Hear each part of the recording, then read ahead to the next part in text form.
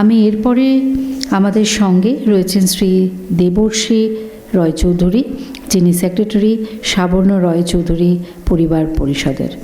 কারণ এরকম একটা অনুষ্ঠানে যেখানে অনেক কচিকাচারা রয়েছেন, সঙ্গে বাবা মায়েরা রয়েছেন, এরকম দেবর্ষীদাকে সঙ্গে পাওয়াটা এটা কিন্তু আমাদের অত্যন্ত সৌভাগ্যের ব্যাপার।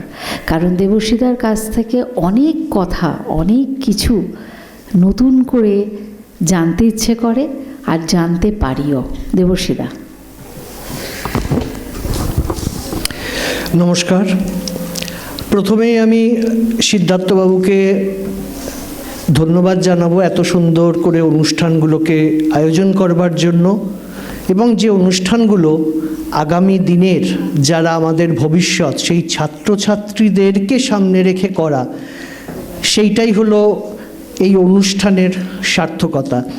আর মঞ্চে যারা রয়েছেন, আনন্দিতা দেবী রয়েছেন, নন্দিনী দেবী রয়েছেন, রাজশ্রী দেবী রয়েছেন এবং জয়ন্তবাবু রয়েছেন এবং আমি রয়েছি, সামনে ছাত্রছাত্রীরা। তো আগের যে বক্তব্যগুলো আমরা শুনলাম, আমার বক্তব্য হয়তো সেই দিকে যাবে, বা এরপরেতে জয়ন্তবাবু এবং রাজশ্রী দেবী রয়েছেন, তাদের বক্তব্য হয়তো সেই ছাত্রছাত্রীদের জন্যই হবে। তার কারণ আমাদের ছোটবেলা একভাবে কেটেছে। আমাদের সেই স্কুল থেকে ফিরে খেলার জন্য দৌড়ে যাওয়া, বা সেই যে আমাদের অনুভূতিগুলো, সেই অনুভূতিগুলো কিন্তু আজকে আমরা সবাই এই ছাত্রছাত্রী আজকে যারা রয়েছে এই জেন জি, সে তাদের মধ্যে কিন্তু আমরা অনেক কিছুর অভাব বা তাদের প্রাপ্তির জায়গাটা কিন্তু অনেক কিছু দেখছি যেটা তারা পাচ্ছে না, তাদের শৈশব হারিয়ে গেছে।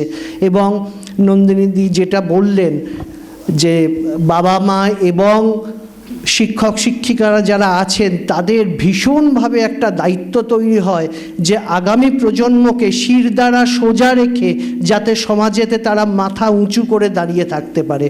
আমি ইতিহাসের মানুষ, উনি যেমন সামাজিক দিকটা বললেন, আমি একটু ইতিহাসের দিকেতে এবার ঢুকবো। আমরা যে ইতিহাসটাই যে ছাত্রছাত্রীদের পড়াই বা ছাত্রছাত্রীরা পড়েছে বা আমরাও পড়েছি, ইজ দ্যাট হিস্ট্রি? আমি এখন পরিষ্কারভাবে সেই প্রশ্নটা, এই যে আমাদের ইন্টার্নশিপ হয় বা ছাত্রছাত্রীদের মধ্যে এত সেমিনার করি, আমি এই প্রশ্নটা করি, ইজ দ্যাট হিস্ট্রি? আজকে আমরা পড়ছি কোথায় কোন রেভলিউশন হয়েছে, কোথায় কোন বিখ্যাত মানুষ তাদের জীবনী পড়ছি, হয়তো কিছু এক্সক্যাভেশনসের কথা পড়ছি, কোথাও কোনো কেভ পেন্টিংসের কথা পড়ছি। আমরা যেগুলো পড়ছি সেগুলো সব অন্য দিকের অন্য মানুষের কথা, কিন্তু ইতিহাস কি শুধু সেইটা? আমি মনে করি history starts from your own self, from us. Who are we? আমরা কে? আজকে যে আমরা প্রত্যেকটা ইন্ডিভিজুয়াল এখানে বসে আছি, ইতিহাসটা হচ্ছে আমাদের থেকে শুরু হচ্ছে, আমাদেরতে এসে শেষ হচ্ছে। বাকি সারা পৃথিবীকে পাশে রেখে দিন, সেই ইতিহাস নিশ্চয়ই আমরা বইয়ের 4 পাতার মধ্যে পড়ব, কিন্তু আসল ইতিহাস হচ্ছে আপনার বা তোমাদের নিজস্ব যে ইতিহাস। তুমি আজকে কোথা থেকে এলে? তোমার বাবা মা যদি না থাকতো, তোমার পূর্বপুরুষরা যদি না থাকতো, তোমার ফ্যামিলির একটা যদি লিগ্যাসি না থাকতো, তাহলে আজকে কি তুমি এখানে আসতে? তোমার শরীরে শিরায় কাদের রক্ত বইছে? না কোনো আব্রাহাম লিঙ্কন বা স্ট্যালিন কারোর রক্ত বইছে না, তোমার শরীরে রক্ত বইছে, আমাদের শরীরে রক্ত বইছে আমাদের পূর্বপুরুষদের। তোমরা ইতিহাস বইতে পড়েছো যে এই যে সারা পৃথিবীর যে আদিবাসীরা ছিল, ট্রাইবালরা ছিল, তারা কাকে পুজো করতো? আইদার নেচার ওয়ার্শিপ করতো, আইদার করতো অ্যানসেস্টার ওয়ার্শিপ। কনফুসিয়াসও একই কথা বলছেন। কনফুসিয়াসের নাম হয়তো তোমরা শুনেছো, চাইনিজ ফিলোসফার। তিনিও বলেছেন যদি পুজো করতে হয়, যদি কাউকে সম্মান দিতে হয়, যদি কাউকে স্মরণ করতে হয়, স্মরণ করো তোমার পূর্বপুরুষদের, অন্য কোনো দেবদেবীকে নয়। কারণ তোমার পূর্বপুরুষের যে কর্মকাণ্ড, ঠাকুমা দাদুদের যে কর্মকাণ্ড সেই সময় সমাজেতে ছিল, সমাজকে তৈরি করতে সহায়ক হয়েছিল, সেই লিগ্যাসিটা আমরা বহন করছি আজকের দিনে।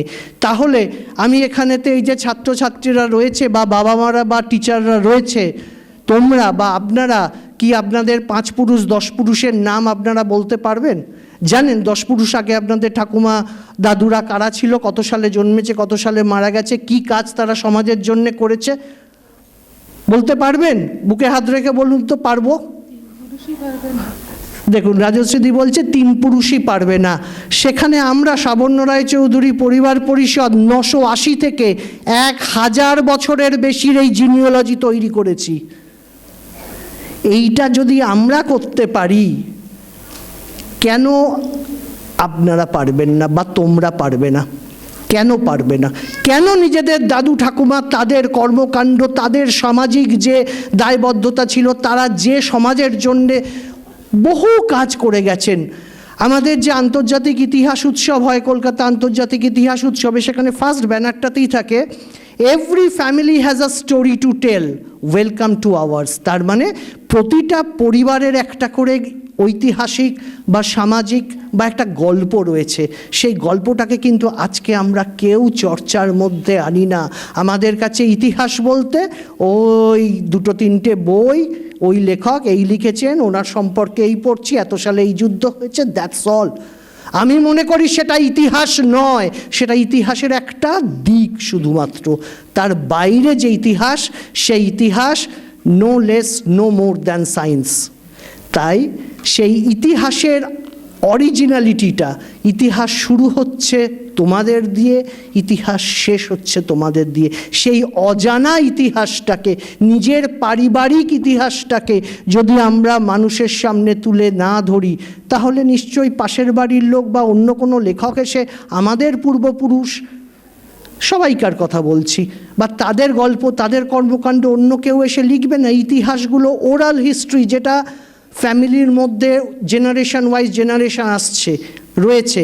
ইতিহাস বইতে ওই আর্কিওলজিক্যাল আর লিটারারি সোর্সের ওপরই জোর দেওয়া। ওই দুটো সোর্সের থেকে 1000 গুণ ইম্পর্ট্যান্ট হচ্ছে ওরাল ট্র্যাডিশনস, ফোকলোর, সেইগুলো। আজকে আমাদের পরিবারের যে গল্পগুলো, মানে আমাদের বলতে আমরা সবাই কে মিন করছি, যে গল্পগুলো আছে, অমুক দাদু এই কাজটা করেছিলেন, তো সেটা কোন বইতে লেখা আছে, কে লিখেছে, সেটা লিখতে হবে আমাদেরকে। আমরা যদি সেটা লিপিবদ্ধ করে যেতে পারি, তবেই আগামী দিনে আমাদের পারিবারিক ইতিহাসটা বাঁচবে। প্রতিটা পরিবারের ইতিহাস যদি আমরা বাঁচাতে পারি, সামগ্রিকভাবে একটা নতুন ইতিহাসের রচনা হবে। আর সেটাই হলো সামাজিক, মানবিক এবং আমাদের সকলের জনসাধারণের ইতিহাস। কোনো রাজা, যুদ্ধ, বিখ্যাত মানুষদের ইতিহাসটা শুধুমাত্র ইতিহাস নয়। তাই ছাত্রছাত্রীদের আমি বলবো, তোমরা চেষ্টা করো প্রত্যেকে বাড়িতে যতটুকু পারো, 3 পুরুষ 4 পুরুষ, তোমরা তলা থেকে শুরু করো, না হলে পারবে না। তোমরা একটা করে জিনিওলজি বাড়িতে তৈরি করো এবং টাঙিয়ে রাখো, যেটা থেকে তোমরা গর্ববোধ করবে নিজেদের সম্পর্কে, নিজেদের পারিবারিক ইতিহাসকে দেখবে কত নতুনভাবে জানতে পারবে এবং বন্ধু বান্ধবকেও জানাতে পারবে। একটা প্রাইড তৈরি হবে তোমাদের মধ্যে। এটাই হচ্ছে আসল ইতিহাস। ধন্যবাদ।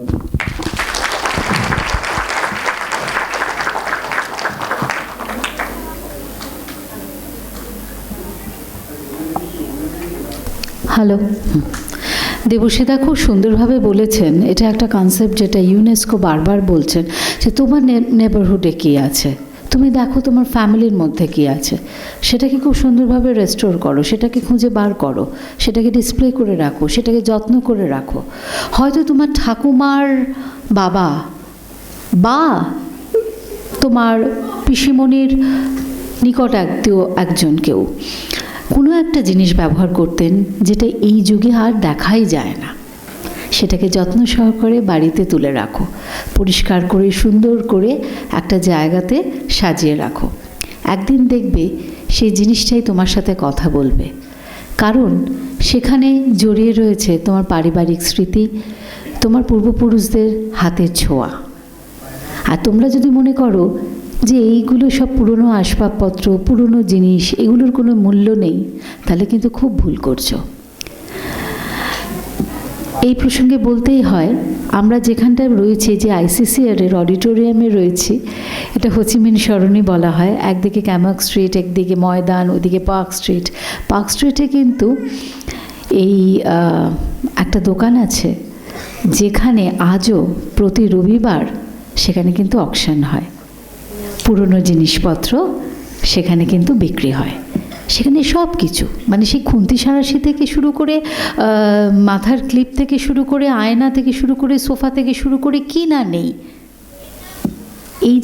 এই যে লাস্ট স্যাটারডেটা চলে গেল, সেই স্যাটারডেতে আনন্দবাজার পত্রিকা এটা নিয়ে একটা খুব সুন্দর স্টোরি করেছে। যারা আনন্দবাজার পত্রিকা রাখেন তারা মনে হয় পড়েছেন, যে তাদের বংশধররা এখন একজনই মহিলা আছেন যিনি এই অকশন হাউসটা চালিয়ে যাচ্ছেন। আমার নিজের ভীষণভাবে তীব্র একটা ইচ্ছা যে তার সাথে একটু কথা বলবো, কারণ এনাদের কাছ থেকে আমরা ইতিহাসের হদিশটা পাবো। ইনি এমন কিছু দেখাতে পারেন যেটা দেখার পরে সত্যি কিন্তু আমাদের ভাবতে হবে, সেই রাত্রিটা ঘুমানোর আগে বা ঘুম থেকে উঠে বা গভীর রাত্রিরে ঘুমটা ভেঙে গেলেও সেই কথাটা মনে পড়বে। এরকম অনেক কিছু আছে। সেই জন্য যেটা দেবশ্রীদা বললেন, বাড়িতে পুরনো জিনিস থাকুক বা অন্য কোথাও হয়তো দেখে পছন্দ হলো, সেটাকে সংগ্রহ করার চেষ্টা করবেন। পুরনো কিন্তু সবসময় যেটা কথা বলি না, যে ওল্ড ইজ গোল্ড, এটা কিন্তু মাথায় রাখবেন। আচ্ছা, এরপরে চলে যাচ্ছি, আমাদের সঙ্গে রয়েছেন সঙ্গীত শিল্পী রাজ্যশ্রী বন্দ্যোপাধ্যায়। দেখুন কি মিষ্টি কণ্ঠটা, দেখুন কথা বলবে। নমস্কার। সেরাকে সম্মান 2026 অনুষ্ঠান, যেটা লাল বাবা রাইস প্রেজেন্ট করছেন, এই অনুষ্ঠানে আপনাদের সকলকে স্বাগত জানাচ্ছি। আমার আন্তরিক অভিনন্দন, ভালোবাসা, শুভেচ্ছা জানাচ্ছি। সিদ্ধার্থর সঙ্গে আমার বহু দিনের পরিচয়, বহু দিনের আলাপ। ও আমার ছোট ভাইয়ের মতো। তারা মিউজিক বলে একটি চ্যানেল ছিল আগে, আপনাদের হয়তো খেয়াল থাকবে। তারা মিউজিক, অনেক পুরনো, তারা মিউজিক। তারপরে তো তারা টিভি এলো, তখন অনেক পুরনো অফিস ওদের যোধপুর পার্কে ছিল। সেখান থেকে বহু বছর ধরে আমি সিদ্ধার্থর সঙ্গে আমার আলাপ, অনেক প্রোগ্রাম আমরা একসঙ্গে তারা টিভিতে, তারা মিউজিকে করেছি। রেশমির সঙ্গেও আমার দীর্ঘদিনের আলাপ, ও আমার খুব ভালো বন্ধু, এত সুন্দরভাবে আপনাদের কাছে আমার কথা বলল। আর নন্দিনীকেও আমি চিনি অনেক দিন ধরে, আমরা একসঙ্গে চ্যানেলে প্যানেলিস্ট হিসেবে অনেক সময় কাজ করেছি। আজকে যেহেতু 5, 6, 7, 8 এই স্টুডেন্টদের এখানে অ্যাওয়ার্ড দেওয়া হচ্ছে তাদের পড়াশোনার স্বীকৃতি হিসেবে, প্রথমে আমি একটু বলতে চাই যে আপনারা হয়তো অনেকে জানেন যে আমার দুটো প্রফেশন। একটা হচ্ছে আমি সঙ্গীত শিল্পী, আর একটা হচ্ছে আমি সাইকোথেরাপিস্ট, সাইকোলজিস্ট, মিউজিক থেরাপিস্ট। দীর্ঘ 35 বছর ধরে সঙ্গীত শিল্পী হিসেবে এবং মনস্তত্ত্ববিদ হিসেবে আমি কাজ করছি। ফলে সেখানে অনেক মায়েরা আমার কাছে স্টুডেন্টদের নিয়ে আসেন কাউন্সেলিংয়ের জন্যে। সেইখান থেকে আমার অভিজ্ঞতা থেকে স্টুডেন্টদের কাজে লাগবে সেরকম কয়েকটা টিপস আমি আজকে একটু দিতে চাই। এডুকেশন, রাইট টু এডুকেশন, এই যে আমাদের একটা প্রত্যেক মানুষের অধিকার, শিক্ষাটা, রাইট টু এডুকেশন আমাদের প্রত্যেকের অধিকার, যে আমরা যাতে সঠিক শিক্ষা পাই। এবার শিক্ষা মানে কিন্তু আজকালকার বাবা মায়েরা বিশেষ করে, তাদেরও দোষ দেওয়া যায় না। সবসময় ছেলেমেয়েদের বলেন এত নম্বর পেতে হবে, অমুক বন্ধু দেখছো বা তার হয়তো বন্ধুর ছেলে বা মেয়ে, সে এত নম্বর পাচ্ছে, তুমি কেন পাবে না? বা নিজেদের বাড়িতে হয়তো কেউ রয়েছেন যারা হয়তো খুব ভালো কৃতি, ভালো রেজাল্ট করেছেন, সবসময় স্টুডেন্টদের, ছেলে মেয়েদের, বাচ্চাদের তাদের সঙ্গে তুলনা করেন। তুলনাটা করবেন না। এটা আমি কিন্তু প্র্যাকটিক্যাল টিপস দিচ্ছি, যেহেতু আজকের অনুষ্ঠানটা মূলত 5, 6, 7, 8 বাচ্চাদের জন্যে। বাবা মায়েদের একটা বিশেষ ভূমিকা রয়েছে, ভীষণ গুরুত্বপূর্ণ ভূমিকা রয়েছে বাচ্চাদের মানুষ করার ক্ষেত্রে। একটা আগাছাও তো আপনি বেড়ে যাবে, তাকে জল না দিলেও সে প্রকৃতির নিয়মে বেড়ে যাবে। ফলে বড় হওয়া মানে শুধু ফিজিক্যালি কেউ বড় হলো সেটা নয়, তার ব্যক্তিত্ব, তার চরিত্র গঠন করে দেওয়া, সেটাই হচ্ছে গিয়ে বাবা মায়ের কাজ।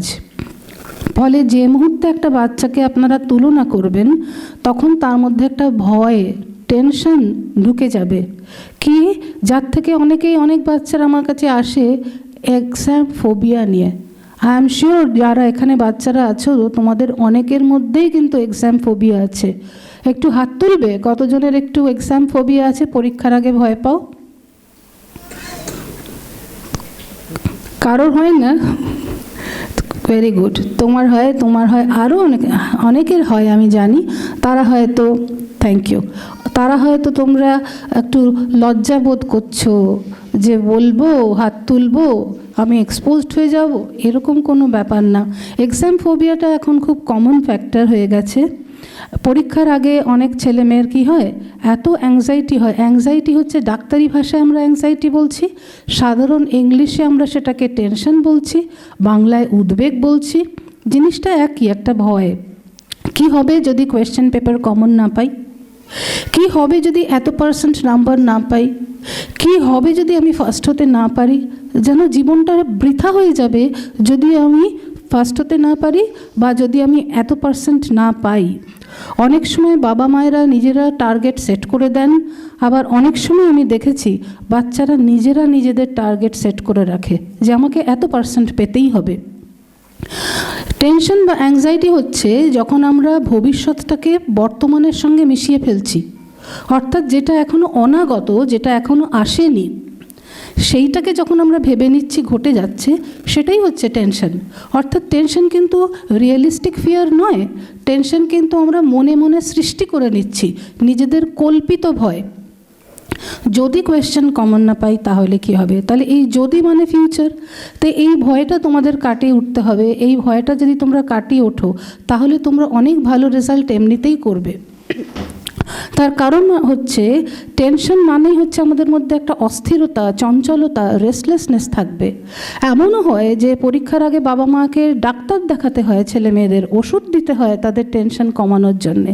বমি করে যাচ্ছে, রাত্রে ঘুমোতে পারছে না, জেগে থাকছে, কারোর মাথা ঘুরছে, কারোর হাত পা ঠান্ডা হয়ে যাচ্ছে, কারোর হাত পা ঘামছে। এগুলো হয় না? হয় কি হয় না? টেনশনের সিমটম হিসেবে স্টুডেন্টরা কারোর হয়নি এরকম? হয় তো?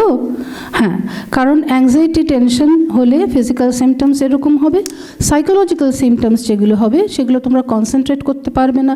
কনসেন্ট্রেট করতে না পারলে তোমাদের মধ্যে মাথার মধ্যে পড়াটা ঢুকবে না, থটটা ব্লক হয়ে যাবে, মাথা কাজ করতে চাইবে না। এবং অনেক স্টুডেন্ট আছে সারা বছর তোমরা পড়ো না, পরীক্ষার ঠিক আগেই তোমরা সব পড়তে বসো।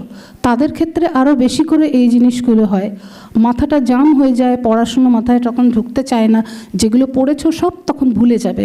Higher the anxiety, lower the performance. হ্যাঁ, এবং অ্যাংজাইটি হলে তোমাদের মধ্যে একটা দ্বন্দ্ব হবে, কোনটা আগে পড়বো, এই সাবজেক্টটা আগে পড়বো না ওই সাবজেক্টটা আগে পড়বো। ওরে বাবা, একটা সাবজেক্ট পড়তে পড়তে অন্য কথা ভাবো, আরে বাবা ইংলিশ পড়তে না পড়তেই ভাবছো আরে আমার তো অঙ্ক কিছু হয়নি। তাহলে ইংলিশটা পড়তে পড়তে যখন অঙ্কের কথা ভাবছো, তখন ইংলিশটাও পড়তে পারবে না, অঙ্কটাও করতে পারবে না। তাহলে টেকনিক কি হচ্ছে? টেনশন কাটাবার practice one thing at a time. One thing at a time মানে যে পড়াটা শুরু করেছো বা যে কাজটা শুরু করেছো আগে সেটা শেষ করবে, তারপরে নতুন কাজ ধরবে। একটা করতে করতে don't jump to another thing, এটা একটা টেকনিক। আরেকটা হচ্ছে যা হবে দেখা যাবে, অর্থাৎ আমি ভবিষ্যৎ বর্তমানকে আলাদা রাখবো। যদি আমি বর্তমানের সঙ্গে ভবিষ্যৎকে মিশে না ফেলি তাহলে কিন্তু কোনো টেনশন নেই, কোনো ভয় নেই। যেই দুটোর ওভারল্যাপিং হচ্ছে তখনই কিন্তু ভয়। ভয় হলে সব গুলিয়ে যাবে এবং তখন আমরা অস্থির হয়ে যাব, চঞ্চল হয়ে যাব, রেস্টলেস হয়ে যাব। রেস্টলেসনেসের অপোজিট হচ্ছে কি? Relaxation, calmness. তা আমরা যত শান্ত থাকতে পারবো তত আমাদের কনফিডেন্স বাড়বে। জানি অনেক কিছু, সব পড়া আছে, কিন্তু যদি টেনশন করি তখন ল্যাক অফ কনফিডেন্স হবে, আমি কিছু জানি না, আমি কিছু পারি না। আরেকটা জিনিস যেটা করবে না, কখনোই পরীক্ষা দিতে যাবার আগে বন্ধুদের সঙ্গে পড়া নিয়ে আলোচনা করবে না। একজন বন্ধু হয়তো একটা চ্যাপ্টার পড়েছে বা একটা জিনিস পড়েছে, সে তখন অন্যদের বলে এটা তুই পড়িসনি, এটা কিন্তু আসবে, আমি পড়েছি। ব্যাস, যেই শুনলো বন্ধু পড়েছে আমি পড়ে যাইনি, টেনশন শুরু হয়ে গেল। পড়াটাকে তোমরা ভালোবেসে পড়বে, যেটুকু পড়বে, পড়াটাকে ভালোবেসে পড়বে। শিক্ষা মানে কিন্তু শুধু নম্বর নয়। ডেফিনেটলি মার্কস আর ইম্পর্ট্যান্ট, কারণ রেজাল্ট ভিত্তিক রয়েছে ঠিকই, কিন্তু শুধু যদি টার্গেট হয় যে আমি কি করে নম্বর পাবো, আমি এরকম অনেক স্টুডেন্টকে দেখেছি, তারা অঙ্ক, কেমিস্ট্রি, ফিজিক্স কিচ্ছু মানে বোঝে না, কিন্তু তারা মুখস্থ করে যাচ্ছে। আমি জিজ্ঞেস করি, মানে বুঝেছো? না। তাহলে পড়ছো যে? মা বকবে, পরীক্ষা দিতে হবে, স্যার বলেছেন। না বুঝে পড়া কখনো তোমরা মুখস্থ করবে না। পড়াশুনোটাকে ভালোবেসে পড়বে, পড়াকে একদম ভয় পাবে না। তাহলে দেখবে তোমরা যা জানো সেটা অনেক ভালো করে পরীক্ষার হলে লিখে আসতে পারবে। আজকে আমাকে এই অনুষ্ঠানে আমন্ত্রণ জানানোর জন্যে আমি বিশেষভাবে সিদ্ধার্থকে ধন্যবাদ জানাচ্ছি। আর এই ধরনের অনুষ্ঠান আরও হোক সেটা চাইব। আর একটা দিক যেটা আমি মনস্তত্ত্ববিদ হিসেবে এতক্ষণ তোমাদের কিছু টিপস দিলাম, এবার আমি সঙ্গীত শিল্পী হিসেবে বলতে চাই। আইসিসিআর হলে এসে আজকে খুব ভালো লাগছে, কারণ আমি একজন ICCR empanelled artist in the outstanding category. এই হলে আমি অনেক অনুষ্ঠান করেছি, আর মিউজিক থেরাপিস্ট হিসেবে আমি কাজ করেছি। মিনিস্ট্রি অফ কালচারের ফেলো হিসেবে আমি মিউজিক থেরাপি নিয়ে কাজ করেছি। সঙ্গীত কিন্তু আমাদের মনের ওপর ভীষণভাবেই প্রভাব ফেলে। তোমরা শুধু পড়াশুনো করবে না, তোমাদের পড়ার রুটিনের সাথে সাথে তোমরা গান শুনবে, তোমরা খেলাধুলো করবে, তোমাদের কিছু হবিজ তোমরা কাল্টিভেট করবে। একজন সঙ্গীত শিল্পী হিসেবে আমি মা সরস্বতীর একটি স্তোত্র তোমাদের গেয়ে শোনাচ্ছি। তোমাদের সকলকে আমার অনেক অনেক আশীর্বাদ, অনেক অনেক আশীর্বাদ, অনেক অনেক ভালোবাসা। তোমরা সঠিকভাবে পড়াশুনো করো, পড়াশুনোটাকে ভালোবেসে পড়াশুনো করো। এবং শিক্ষা মানে হচ্ছে মনের প্রসার। শিক্ষা মানে কিন্তু কোনো সাবজেক্টে পাণ্ডিত্য লাভ করলাম, কিন্তু যেটা নন্দিনী বলছিল যে ভবিষ্যতে তারপরে আর আমি মা বাবাকে দেখলাম না। অনেক বাবা মা, আমি বলছি একটু আপনারা কিছু মনে করবেন না, এটা ফ্যাক্ট, তাই বলছি, আপনারা বেশি কষ্ট করেন নিজেরা, কিন্তু বাচ্চারা কিন্তু বুঝতে পারে না যে কত কষ্ট করে বাবা মা আমার টিউশনের ফিসটা দিচ্ছে। একটা স্টুডেন্ট আমি পেয়েছিলাম, তার 17টা টিউটার, জানেন, ক্লাস 8-এর বাচ্চা, 17টা টিউটার। রাত্রির 12টার সময় তার অঙ্ক স্যার আসছে, 12টা থেকে 2টো তাকে অঙ্ক করাচ্ছে, এবং এক একটা সাবজেক্টে তার 4-5টা করে টিচার। একজন স্যার ভালো বোঝাবেন, একজন স্যার একই সাবজেক্টে, একজন স্যার ভালো সাজেশন দেবেন, একজন স্যার হচ্ছে বন্ধুরা তার কাছে পড়ছে। হ্যাঁ, তাহলে কোনো মানে হয় না। এবং বাবা মা কিন্তু সেভাবেই শুনছেন যে আচ্ছা আমার ছেলে চাইছে, আচ্ছা সে খুশি হবে। অব্যর্থভাবে সেই ছেলে ফেল করলো ক্লাস 8-এ, এবং আমি যখন পরামর্শ দিলাম যে প্রথমেই তার টিউটার কমিয়ে দিন, ছেলে অত্যন্ত রেগে গেল, বাবা মাও রেগে গেল, কাউন্সেলিং বন্ধ করে দিল। দিক, আমি তো তার ভালোর জন্যই বলেছিলাম। সে যদি 17টা টিউটার নিয়ে পড়াশুনো করে, তাহলে নিজে পড়বে কখন? তার পার্সোনাল স্টাডি টাইমটা কতটুকু হবে? নিজে না পড়লে কিন্তু পরীক্ষার হলে বাবা মা টিচার কেউ লিখে দেবে না, তোমাদের নিজেদের লিখতে হবে। ফলে পড়াটাকে ভালোবেসে পড়ো, এটাই বলবো। মা সরস্বতীর একটি স্তোত্র দিয়ে আমি শেষ করব। কারণ পড়াশোনাটা কিন্তু একটা সাধনা, বিরক্তি নিয়ে পড়াশোনা হয় না।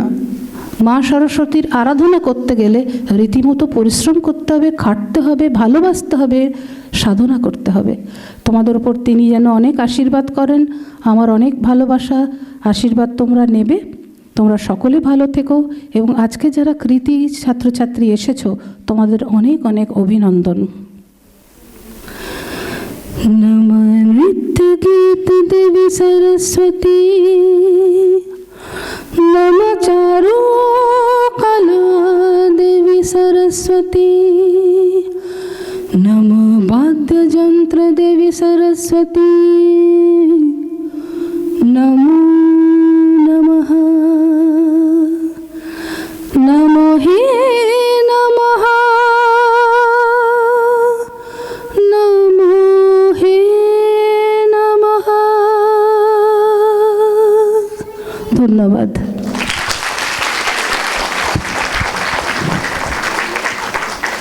রাজশ্রীদিকে অনেক অনেক অনেক ধন্যবাদ। আর রাজশ্রীদির সঙ্গে আপনারা শুনলেনই, খুব পুরনো একটা সম্পর্ক।